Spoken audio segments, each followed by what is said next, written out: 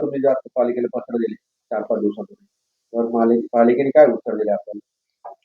ते आणखीन महानगरपालिकेने आम्हाला काही त्याच्यात काही उत्तर दिलेलं नाही. त्या संदर्भात आम्ही येत्या शुक्रवारी त्या ठिकाणी महानगरपालिकेत सर्व केडगावच्या वतीनं हंडा मोर्चा आणि मटका फोड आंदोलन त्या ठिकाणी करणार. आणि त्या अगोदर पण महानगरपालिकेने जर काही त्याच्यावर निर्णय घेतला तर आम्ही विचार करू. गेल्या 6 महिन्यापासून आपण पालिकेकडे केडगावच्या पाण्यात प्रश्नासंदर्भात पाठपुरावा करतो. तुम्ही पुढे काय कारवाई? तर बऱ्याच वेळेस ज्या वेळेस पत्र व्यवहार केलाय त्या वेळेस त्यांनी आपल्याला सांगितलं की काही वेळेस लाईटचा प्रॉब्लेम, काही वेळेस मुळा डॅमला काही लाईटचा प्रॉब्लेम किंवा वारा वावदानाचा, काही वेळेस बिळाचा प्रॉब्लेम सांगते, काही वेळेस केडगावमध्ये लाईटीचा प्रॉब्लेम सांगते. असे वेगवेगळे का यांनी पण त्यांनी ज्यावेळेस आम्ही गुरुवारी शुक्रवारी पत्र दिलं त्यावेळेस त्यांना सांगितलं की आता जर याच्यावर कारवाई झाली नाही तर मग आम्ही उग्र स्वरूपाचं आंदोलन त्या ठिकाणी केल्याशिवाय राहणार. बरं, आत्ताच तुम्ही जसं सांगितलं की पाण्या प्रश्नासाठी तुमचा लढा चालू आहे केडगावकरांसाठी आणि आता दखल घेतली नाही तर तुम्ही हंडा मोर्चा किंवा मटका फोड आंदोलन करणार आहे. पण आता हे सगळं आगामी महापालिका निवडणुकीच्या पार्श्वभूमीवर तर पाहायला मिळत नाहीये ना. माझं काम करण्याची पद्धतच अशी. आता जो तुम्ही प्रश्न विचारला की महानगरपालिका इलेक्शन आता आले, पण या अगोदर जर तुम्ही पाहिलं तर MSEBने माझ्यावर 2 गुन्हे दाखल केले. त्याचप्रमाणे ज्यावेळेस आपली जी LED लाईट बसवले त्यावेळेस मी स्थायी समितीला सभापती असताना स्वतः त्या ठिकाणी आयुक्तांच्या दारात उपोषणाला बसलेलो. त्यावेळेस कोणतं महानगरपालिकेचं किंवा कोणतं इलेक्शन नव्हतं का. मग इलेक्शन आले म्हणून जर हे पाहण्यासाठी असं किंवा लाईटसाठी असेल तर मी काय कुठं आंदोलन केलं नाही. उद्या देखील महानगरपालिकेने जर या संदर्भात मीटिंग लावली किंवा पुढे चर्चेला बोलवलं किंवा आम्हाला पत्र व्यवहार केला तर आम्ही आंदोलन करणार नाही. आम्हाला आंदोलन करून आपल्यालाच आपल्या शहराचं नाव बदनाम करायचं. पण जर गेल्या 6 महिन्यापासून आम्ही पत्र व्यवहार करतो आणि त्याच्यावर जर कारवाई होत नसेल तर आता कुठेतरी आम्हाला विचार करावा लागेल. आणि असं जर वाटत असेल की इलेक्शन आले म्हणून कुठंतरी आम्ही आंदोलनाचं याचा हातावर उपसतो तर हे चुकीचं आहे असं माझं मत आहे. आणि मला असं वाटतं की या संदर्भात मीच नाही कुणीही त्या ठिकाणी महानगरपालिकेकडे मागणी करत असलं शहरात असतील तर ती जनतेसाठी आहे. ती काय आमच्या घरी कोणाच्या पाईपलाईन आणायची नाही. मी स्वतः अमृत योजनेवरती 1 वर्षभर काम केलं. त्या ठिकाणी मी डबा घेऊन डॅम पासून तर नगरपर्यंत पाईपलाईन आणण्यासाठी मी स्वतः त्या ठिकाणी काम केले. माझ्याकडे त्याचे सर्व फोटो आहेत. माझी समन्वयक म्हणून निवड केली. आणि मला काय करायचं जर मला ते दाखवायचं असतं तर मी त्यावेळेचे सगळे फोटो दाखवून तिकडे ते करत बसलो असतो. हा राजकारण वेगळा विषय. आणि आज त्या केडगावातल्या नागरिकांना माहिती आहे पाहण्यासाठी किती वणवण होती. आज जर हिवाळ्याच्या दिवसात जर पाण्यासाठी जर वणवण करावं लागत असेल तर उन्हाळ्यात काय परिस्थिती आहे. त्यामुळं आणि गेल्या 6 महिन्यापासून पत्रव्यवहार करत करत आतापर्यंत आलो. आता ते प्रशासनाने त्याची दखल घ्यायची नाही घ्यायची तो त्यांचा विषय. बरं, आता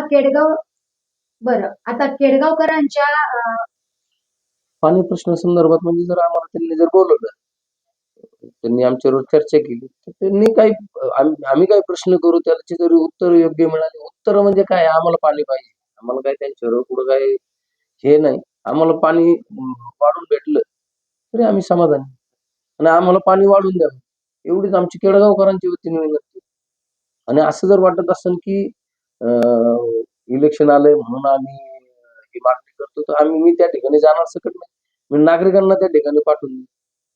का फक्त विषय एवढाच आहे का हा प्रश्न मार्गी लागणं तितकं गरजेचं. 7 दिवसाला पाणी सुटते. तुमची अपेक्षा किती दिवसाला पाणी सुटते? आता आमच्या अपेक्षेमध्ये दिवसाड सुटावा, रोज सुटावा. पण गेल्या 7 वर्षापासून 7 वर्षापूर्वी महानगरपालिकेत गेल्यानंतर वेळोवेळी आम्ही त्या ठिकाणी सभागृहात पाहण्यासाठी आवाज उठवला. पण ते काय होणार नाही. आणि कसं असतं जी होणार नाही त्याला उभं ओढून ताडून सांगायचं का नाही नाही आम्हाला रोज द्या दिवसाड. जे काही पाणी आज येतंय ते पाणी आमचं टाइम टू टाइम येणं गरजेचं आहे. त्यासाठी आम्हाला जे काही पाणी आज 70-80 लाख लिटर येत असेल तर त्यात आणखीन पाणी वाढवून द्यावं. आणि म्हणजे त्याने काय होईल आमचं जे रेग्युलर पाणी ते पाणी व्यवस्थित येईल आणि आमच्या नागरिकांचा प्रश्न सॉल्व्ह हा जो तुम्ही प्रश्न उपस्थित केला तो प्रवास क्रमांक 16-17 साठी आहे का 16 साठी पण आहे? नाही. पूर्ण हा केडगाव पूर्ण केडगावसाठी आहे. हे काय राजकारण म्हणून करीत नाही. ज्यावेळेस गावाचा विषय येतो ना, तर त्यावेळेस हा पूर्ण गावाचा विषय आणि त्यावेळेस काय मला 15, 16, 17 हे महत्वाचं नाही. शेवटी आपण जे काम करतो ते गावासाठी करतो. तर ते पूर्ण गावाचा विषय. नक्कीच आता शहर आपलं झपाट्याने वाढतंय. पहिले केडगावची लोकसंख्या 20-25 हजार होती. आज ती लोकसंख्या लाख, सव्वा लाखाच्या पुढे गेलेली. त्याच्यामुळं जसजसं घरं वाढतील, लोकसंख्या वाढेल, तसतसं पाण्याची कमतरता जाणवणारच. त्यासाठी आपण वेळोवेळी महानगरपालिकेबरोबर मागणी केलेली का आम्हाला जास्तीचं पाणी वाढून द्यावं. तर त्यावेळेस आता ज्यावेळेस नगरसेवक असताना आता आणखीन वाढीव योजनेसाठी पण आता सगळा तो विषय मी तुम्हाला आता सांगणार नाही.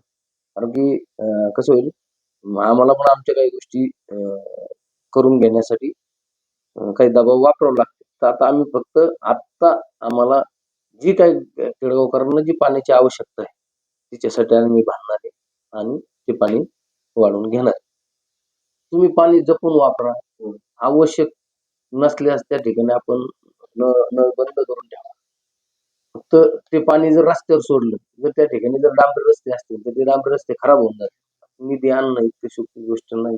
निधीसाठी खूप वणवण करावी लागते आणि ज्या ज्या ठिकाणी डांबरी रस्ते तर ते डांबरी रस्ते खराब नाही होणार यासाठी आपण जर काळजी घेतली आणि ते पाणी जास्तीचं पाणी रस्त्यावर नाही सोडलं किंवा रस्त्यावर गाड्या नाही धुतल्या तर ते रस्ते देखील जास्त दिवस टिकतील. आता काही काही भागामध्ये काळवट आहे, त्या ठिकाणी काँक्रिटीकरण करून उपयोग होत नाही, कारण त्या ठिकाणी त्या काँक्रिटीकरणाला भेगा पडतात.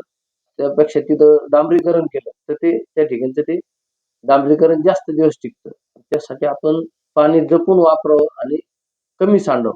बरं, आता तुम्ही म्हणता आता त्यासाठी आम्ही वेळोवेळी पत्रव्यवहार पण केला. आता काल परवाच माझ्याकडे बऱ्याचशा नागरिकांनी जे नवीन घरपट्टी पाणीपट्टी आलेली ती वाढीव आलेली, तर त्या नागरिकांना त्या ठिकाणी विश्वासात घेऊन आता त्यांनी ती मुदत दिली होती 21 दिवसाच्या आतमध्ये त्या ठिकाणी त्या वाढीव पट्टीसाठी तुम्ही हरकती नोंदवा. पण आता माझा प्रश्नच असा आहे प्रशासनाला, 21 दिवसाच्या नंतर तुम्ही त्या पट्ट्या नागरिकांना दिल्या आणि मग ती हरकती कशा नोंदवायची.